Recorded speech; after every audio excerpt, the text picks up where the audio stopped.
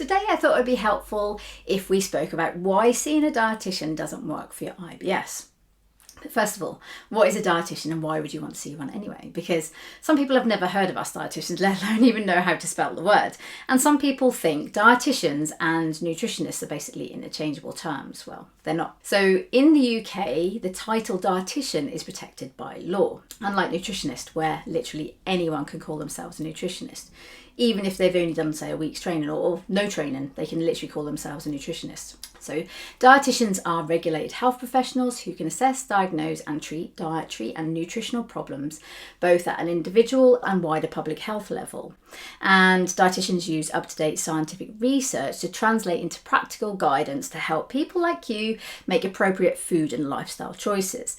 So you can see a dietitian for various reasons, anything from, say, healthy eating habits to needing a special diet for managing nutrition-related health conditions, unlike nutritionists. And some dietitians are generalists, while others specialise in a certain area, just like, for example, a cardiologist who specialises in the heart.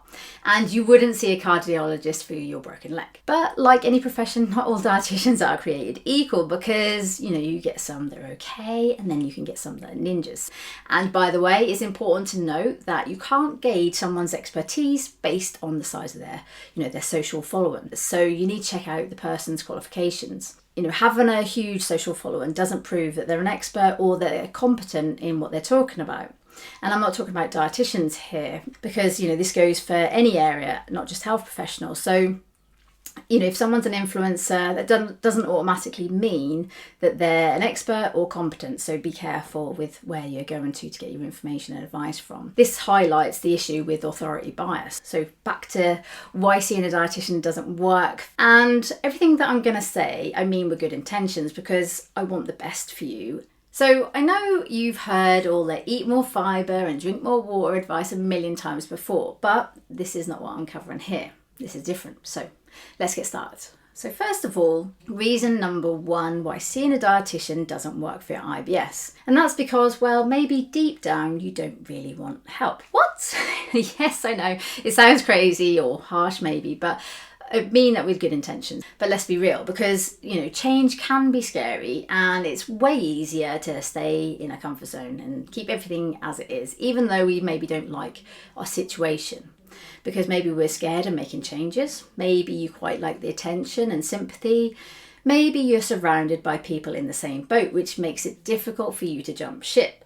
Or maybe you feel like you can do it by yourself. But whatever the reason, here's the thing. We all need a little help sometimes.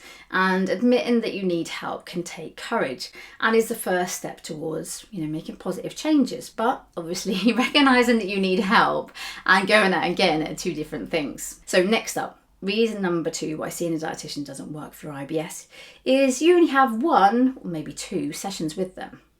One and done isn't going to cut it.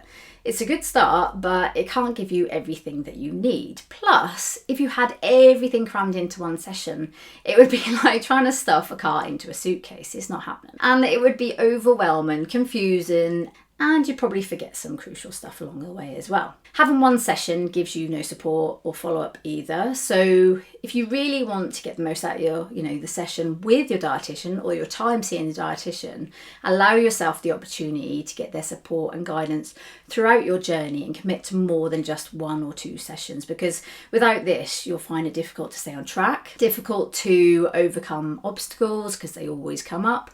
And they can help you get around things or, steer you away from, doing certain things that will, trip you up along the way. And you'll have queries along the way. You can find it difficult to make any necessary tweaks or adjustments to your plan, but obviously they need to be the right adjustments. So obviously why you need to have a dietitian, because they can make the correct tweaks and adjustments and help you, guide you through that. Because you could otherwise, if you do it yourself, you can end up making things worse for yourself. And then this can knock your confidence and your motivation and then compromise your progress. And who doesn't need someone in their corner when they're trying to conquer, a challenge like IBS?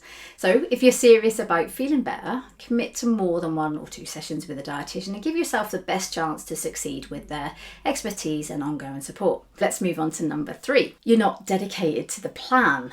Being dedicated to the plan or the one plan increases your chances of success with anything.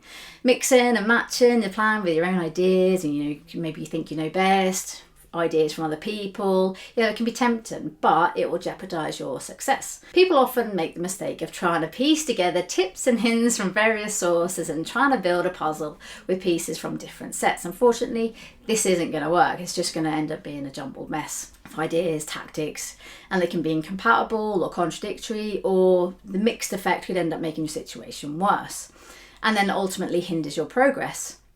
And as well as commitment, consistency is also key, and it's important to avoid dipping in and out of your plan depending on your motivation levels. When you feel motivated, you start getting stuck in, and then when it gets challenging or difficult, you drop off. So you've got to be dedicated to it. Make a solid commitment to the plan and stick with it consistently. Reason number 4 why seeing a dietitian doesn't work for IBS is you don't apply everything they've recommended. Maybe you don't want to do as they've said because maybe you feel you know better, or you don't understand, or it's challenging, or there's barriers and things stopping you, blocking you. Like maybe your work pattern has changed, and this affects how your eating habits and the timings of when you've got access to food, or maybe for some other reason. But if you don't follow the plan and if you don't apply it as they've said, especially if there's a sequence that's got to be completed in, then like making a cake, if you muddle up the order of what you're doing and when, then you're just going to end up with the right mess and it's not going to work, and you won't get the results that you're hoping for. So this is another reason why a tailored plan is best. And if something crops up along the way, or you're stuck, or you've got questions, or whatever it is, and if any of this affects your ability to follow through with the plan, then you've got to reach out to your dietitian, who'll be happy to help you with getting around these, or find workaround, and they can keep you on track as well. Finally, reason number 5 why seeing a dietitian doesn't work for your IBS is you quit when you don't see immediate results. Making and sustaining changes can be difficult, especially when you don't see immediate results for your efforts. How things are nowadays, and the technology and everything that we've got doesn't help matters, because it's made us used to getting things quick. We want everything now, and if we don't get it, we can lose interest and we can quit.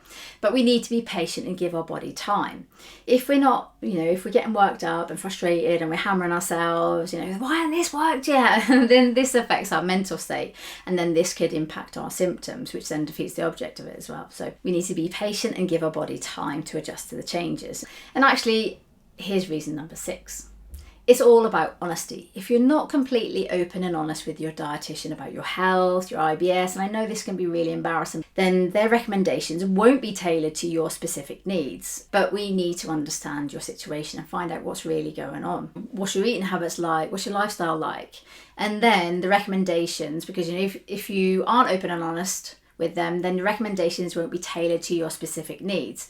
It's like going to a tailor to get a suit made and breathing in and trying to flex a muscle when you're getting measured, but it's not going to work. That suit isn't going to fit you properly when you walk out the tailor shop. So be open and honest with your dietitian, because sharing that relevant information, they can create a personalised plan that works for you and your situation, and this will increase your chances of success, plus it will make it easier for you to stick to. So it's a win-win. Your dietitian is there to support you, not judge you. So don't be afraid to be open and honest with them about what's really going on and, everything that you're experiencing, because, they want to help you, but they can't if you're not open and honest with them. So there we are, 6 reasons why seeing a dietitian doesn't work for your IBS. But don't get discouraged, because remember, it's a two-way street. A dietitian can help you, but they can't do everything for you. So your success or the lack of it depends on you. I hope you found this helpful in understanding how to get the most out of seeing a dietitian. And if you've enjoyed it and you found it useful, please consider liking it and subscribing to our channel so you can stay up to date on future content. And don't forget to share this video with other people who may also benefit from knowing this information as well. Thanks for watching.